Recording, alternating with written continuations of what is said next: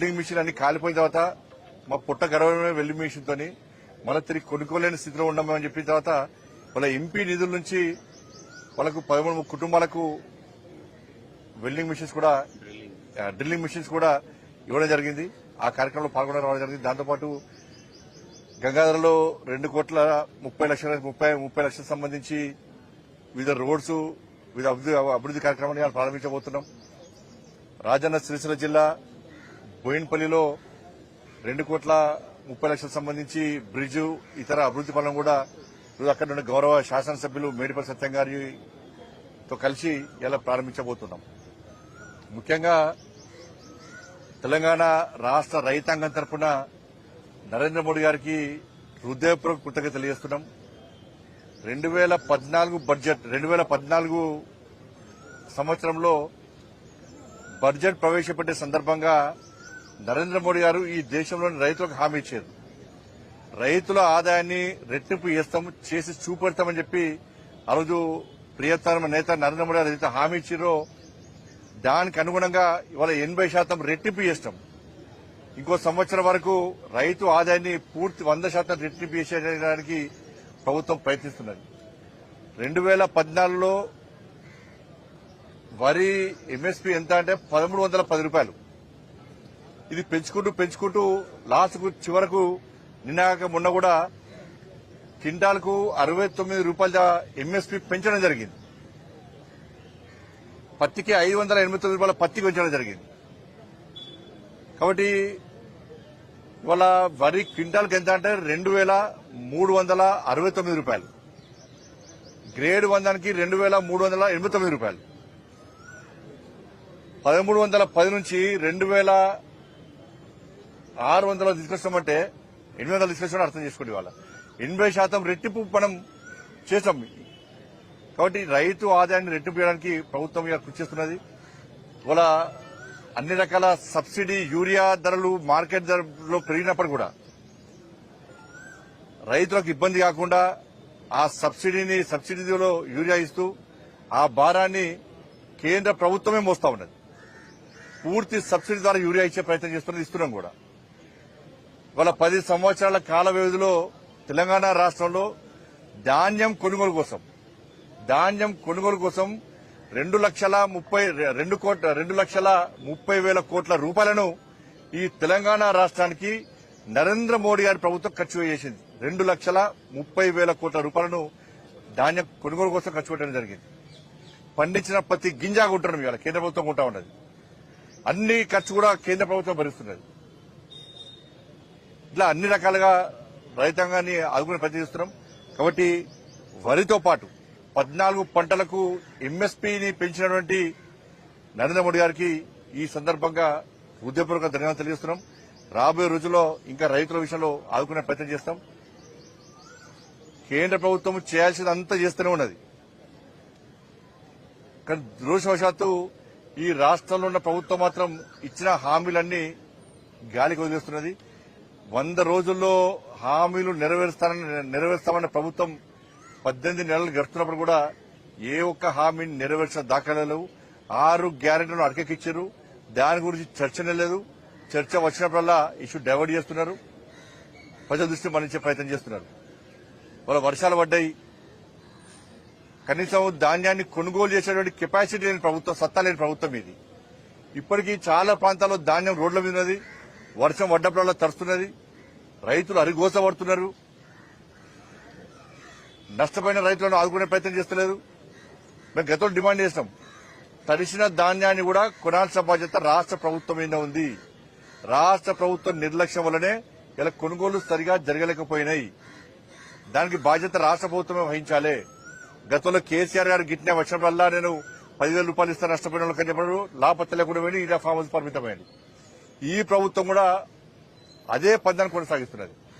ఇలా 3.5 ఎకరాల లోపు వాళ్ళు మాత్రమే రైతు భరోసా ఇస్తారట. అంటే మీతో ఏం పాపం చేశారు? మీరు ఎన్నికలప్పుడు హామీ ఏమిచ్చారు? రైతు భరోసా ఇస్తున్నారు, రైతు కుళ్ళకు పైసలు ఇస్తున్నారు, బోనస్ ఒక్క సన్నబడ్డకి ఇస్తాను, మీరు సన్నబియ్యానికి ఇస్తాను, బోనస్ ఇస్తున్నారు. మీరు ఇప్పుడు వేసారు మొత్తం తగ్గించుకుంటూ ఏదో నామమాత్రంగా ఒకరితో కొంతమందికి లాభం చేసి మేము మొత్తం 6 గంటలు అమలు చేసామని చెప్పుకునే ప్రయత్నం ఇలా రాష్ట్ర ప్రభుత్వం చేస్తున్నది. ఇలా 2,500 రూపాయలు మహిళలకు ఇస్తున్నారు, అది పోయింది. 40,000 రూపాయలు ఒక్కొక్క మహిళలకు అడగాలి, మహిళలందరూ అడగాలి. 4,000 రూపాయలు నిరుద్యోగులు ఇస్తున్నారు, అటే పోయింది. 2,000 రూపాయలు ఆసరా పెన్షన్ 4,000 ఇస్తున్నారు, అవి అటే పోయినాయి. రైతు కూడా 12,000 రూపాయలు ఇస్తున్నారు, అది పోయింది. రైతు భరోసా అది పోయింది. అన్ని పోయినాయి, అన్ని గాలి కొల్లేసిరు. వట్టి మాటలతో టైంపాస్ 18 నెలల నుంచి ఇవే టైంపాస్. 6 గ్యారంటీల చర్చ వచ్చిందంటే మళ్ళా ఆ ఇష్యూని డైవర్ట్ చేసి కథం. కాబట్టి ఇలా అన్ని విషయంలో ప్రజలు ఆలోచిస్తున్నారు. కాబట్టి ప్రభుత్వం 6 గ్యారంటీల మీద దృష్టి పెట్టండి. మీరా ఎట్లా ఎవరిని అరెస్ట్ చేయరు. దానిలో ఇక నమ్మకం ఏంది మీ మీద? కాంగ్రెస్ పార్టీ నమ్మకం ఎప్పుడో వీకింది. ఎందుకంటే ఫోన్ ట్యాపింగ్ కేసు అన్నారు, అటే వీకింది. విద్యుత్ కొనుగోళ్ల కేసు అన్నారు, అటే పోయింది. కాళేశ్వరం అన్నారు, నిన్న నోటీస్ ఇచ్చారు, ఏం చేస్తారో తెలియదు. ఫార్ములా ఈ కేసు అన్నారు, సుప్రీంకోర్టు ఇచ్చిన ఇంతవరకు ఏం కేసు దాని అడ్రస్ లాభత్త లేకుండా పోయింది. డ్రగ్స్ కేసు అన్నారు, అది పోయింది. ఏం కేసులో మీతో ఏం కాదు కూడా. ఇక కాంగ్రెస్ పార్టీతో ఏం కాదు. మీ అన్ని వట్టి మాటలే, మీరు 6 గ్యారెంటీలు అమలు చేయరు, మీరు అవినీతి చర్యలు తీసుకోరు, మీతో కాదు కూడా. అట్టే చేష్టలకి వివరిస్తున్నారు మీరందరూ కూడా. కానీ ప్రజలకు కాంగ్రెస్ పార్టీ ప్రభుత్వం మీద నమ్మకం, విశ్వాసం పోయింది. వీళ్ళు ఏమీ చేయలేని చేతనావస్థలో ఉన్నారన్న విషయాన్ని ప్రజలకు అర్థమైపోయింది. మూటలు తీసుకుపోయి ఆ కప్పం ఢిల్లీకి కప్పం అప్పయ్యపడడం తప్ప వీళ్ళు చేసేది ఏం లేదు. కాబట్టి ఈ విషయంలో ప్రజలు అప్రమత్తంగా ఉన్నారు.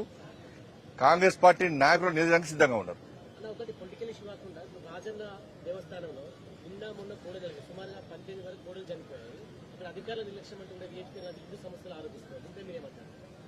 ఇప్పుడు దేవస్థానంలో ప్రతిసారి రాయరాజేశ్వర దేవస్థానంలో ప్రతిసారి ఈ కోడలు చనిపోవడము కానవతిగా మారింది. దానికి వెంటనే దేవస్థాన అధికారులు ఏ అట్లా కాలేదని చెప్పంటారు. కాబట్టి నేను ఇవాళ వెంటనే ఈవో గారితో మాట్లాడతా. తప్పకుండా ఆ గోవులను రక్షించాల్సిన బాధ్యత వేములవాడ రాజేశ్వర దేవస్థానం మీద ఉన్నది. పైసలు తక్కువ మీరు గోవులను రక్షించకుంటే ఇక భక్తులకు ఏం సౌకర్యం కల్పిస్తారు? గోవులను రక్షించకుంటే ఏం తక్కువైంది? గతంలో కేసీఆర్ గారు వేసి రాయలసీమ దేవస్థానం పైసలు తీసుకుపోయి వేరే కాడ పెట్టాడు. మరి కనీసం ఆ గోవులను రక్షించడానికి సరైన సదుపాయాలు కల్పించి, సరైన సౌకర్యం కల్పించి వాళ్ళని కాపాడాల్సిన బాధ్యత ఇలా అధికారుల మీద ఉంది. నేను వెంటనే ఏ వారితో మాట్లాడితే ఇప్పుడు వెంటనే తప్పకుండా చర్యలు తీసుకోవాలని చెప్పి నేను వాళ్ళని ఆదేశిస్తాను. ఇప్పుడు పాత పద్ధతే పెట్టుకోవద్దు కదా, సంఖ్య పెరుగుతూ ఉంటుంది. దాని తగ్గట్టు సౌకర్యాలు ఏర్పడేసుకోవాలి. మేము గదే గిరిగించుకొని కూర్చుంటామని కాదు కదా. భక్తుల సంఖ్య పెరుగుతున్నది, గోవుల సంఖ్య పెరుగుతున్నది, ఆదాయం పెరుగుతున్నది. కాబట్టి దాని తగ్గట్టు ఏర్పాటు చేసుకున్న బాధ్యత అధికారులు. ప్రతిసారి ఈ సంఘటన ఇటువంటి సంఘటన జరిగినప్పుడల్లా గదే కారణం చెప్తే తప్పది, అదే కారణం చెప్పి టైంపాస్ చేస్తే తప్పది. కాబట్టి నేను అధికారులతో వెంటనే మాట్లాడే ప్రయత్నం చేస్తాను.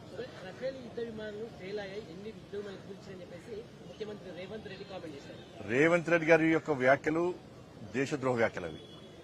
ఇది పాకిస్తాన్ ఉగ్రవాదులను పెంచి పోషించే విధంగా ఉంది. ఇది భారత సైన్యం యొక్క ఆత్మవిశ్వాసాన్ని, ఆత్మస్థైర్యాన్ని దెబ్బతీసే విధంగా ఉంది. ఆడ పోయి యుద్దం చేసింది నరేంద్ర మోడీ గారు రఫేల్ వేయలే, భారత సైనికులు చేశారు. భారత సైన్యం మీద మీకు నమ్మకం, విశ్వాసం లేదా? ఆర్మీ చీఫ్ మీద మీకు నమ్మకం, విశ్వాసం లేదా? ఎవరు మీకు విశ్వాసం లేదు? మీకు ఇందిరాగాంధీ అంటున్నారు.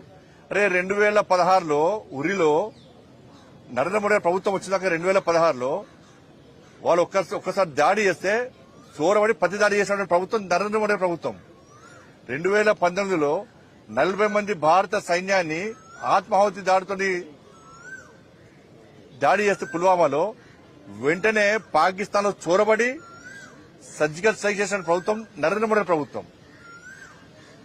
ఇవాళ అమెరికా లాంటి దేశము ట్విన్ టవర్స్ మీద Osama bin Laden twin towers బద్దలు చేస్తే, ధ్వంసం చేస్తే 3,000 మంది చచ్చిపోయారు, 6,000 మంది గాయాల పాలయ్యారు. కానీ అగ్రరాజ్యం అని చెప్పుకునే అమెరికాకు ఒసామా బిన్ లాడెన్ మట్టుపెట్టడానికి 11 సంవత్సరాలు పట్టింది. 11 సంవత్సరాలు అగ్రరాజ్యానికి. కానీ పెహల్గాం సంఘటన జరిగిన 15 రోజుల పట 9 ఉగ్రవాద శిబిరాలను ధ్వంసం చేసినటువంటి సైన్యం భారత సైన్యం, అటువంటి ప్రభుత్వం నరేంద్ర మోడీ ప్రభుత్వం. 11 డిఫెన్స్ బేస్లను ధ్వంసం చేసిన ప్రభుత్వం నరేంద్ర మోడీ ప్రభుత్వం. 100 మంది ఉగ్రవాదం మట్టుబట్టే ప్రభుత్వం నరేంద్ర మోడీ ప్రభుత్వం. సామాన్య ప్రజలకు ఇబ్బంది కావద్దని కోరుకున్నాం. అదే పదం కొనసాగిస్తారు. ఇప్పుడు యుద్ధం అయిపోయిందా? ఇప్పుడు అయిపోయిందని ఎవరన్నారు? సాక్షాత్ ప్రధానమంత్రి గారు ఇప్పుడు యుద్ధం అయిపోలే. ఉగ్రవాదం అంతరించే వరకు పాకిస్తాన్ ఉగ్రవాదులను వాళ్ళ దేశం నుంచి పెంచి పోషించకుండా ఉండేంత వరకు ఈ యుద్ధం నిరంతరం కొనసాగుతూనే ఉంటది. ఆపరేషన్ సింధూర్ ఆగిపోలేదని చెప్పి సాక్షాత్ ప్రధానమంత్రి గారు చెప్పారు. కానీ ఇటువంటి పరిస్థితుల్లో మొన్నటి జెండా పట్టుకోని అంటారు. మోడీ గారు సహకరించడం, ప్రభుత్వాన్ని సహకరించమంటారు. మరి ఈ కామెంట్స్ ఏంది కదా? ఫక్త్ కాంగ్రెస్ పార్టీకి ఎప్పుడు కూడా దేశానికి వ్యతిరేకంగా మాట్లాడే ఒక ఫ్యాక్షన్ గా మారింది కాంగ్రెస్ పార్టీకి. ఇందిరాగాంధీ అంటారు. ఇందిరాగాంధీ హయాంలో పీఓకేను ఎందుకు స్వాధీనం చేసుకోలేకపోయింది కాంగ్రెస్ పార్టీ ప్రభుత్వం అప్పుడు? ఇలా పీఓకే వల్లనే కదా కశ్మీర్ ఇలా అతలకుతలమైంది. ఇవాళ కశ్మీర్ పండితులు హతమర్చింది పీఓకే వల్లనే కదా. ఏక్ దేశ్ మే దో ప్రధాన్, ఏక్ దేశ్ మే దో విధాన్, ఏక్ దేశ్ మే దో నిషాన్. దీని కారకులు ఎవరు? కాంగ్రెస్ పార్టీ ప్రభుత్వమే. ప్రజలు నవ్వుకున్నారు. అరే ఒక్క దేశంలో 2 ప్రధానులు ఏంది, ఒక్క దేశంలో 2 రాజ్యాంగాలు ఏంది, ఒక్క దేశంలో 2 జెండాలు ఎగరడం ఏంది? దీని కారకులు ఎవరు? కాంగ్రెస్ పార్టీ. దీనికి రాష్ట్ర ముఖ్యమంత్రి గారు సమాధానం చెప్పాలి.